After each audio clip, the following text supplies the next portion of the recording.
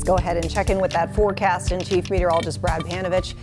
All right, soggy start to the morning. Hopefully everything is going to look a little bit clearer. Yeah, much better tomorrow. We're going to see the sunshine return and finally get into some drier weather, but we could see some patchy fog overnight. Still mild Thursday, even though we're going to see that cold front push through. Temperatures still likely in the mid, maybe lower 60s in many locations, but cooler weather for the weekend, but still above average. The thing about this time of year, this is normally the coldest period of the winter when the average high and average low get the lowest they do throughout the entire calendar year.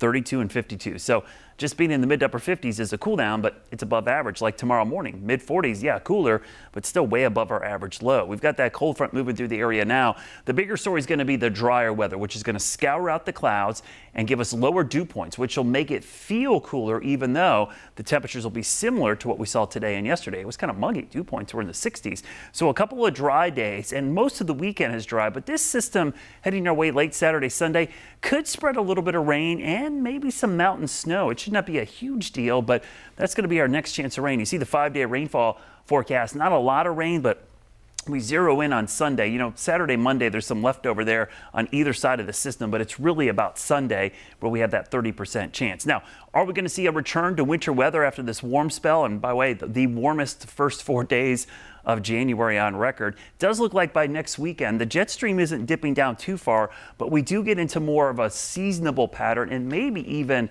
a storm somewhere in the southeast. It's definitely a pattern to keep a close eye on because the jet stream, while not buckling all the way down to the Gulf of Mexico like it did in late December with that brutal cold snap, it's going to start drifting south, and we call this zonal flow. When the air moves from west to east, there's no big ridge or trough set up.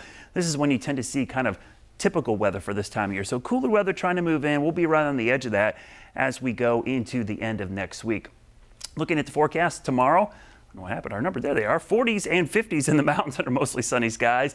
Moving down through the foothills again, a mild day, temperatures in the low 60s, but the sunshine will feel great. Here in the southern Piedmont, Metrolina area, mid 60s tomorrow, so way above our average high, which is in the low 60s. Take a look at your Guy Roofing 7-day forecast. Again, temperatures pretty consistent, but above average here for the next 7 days. If we look 10 days into the future, though, that's when you start to notice some slight cooling and maybe a more return to winter by the time we get to next weekend, but that's still 9 to 10 days out into the future. Oh my. All right, Brad, thank you.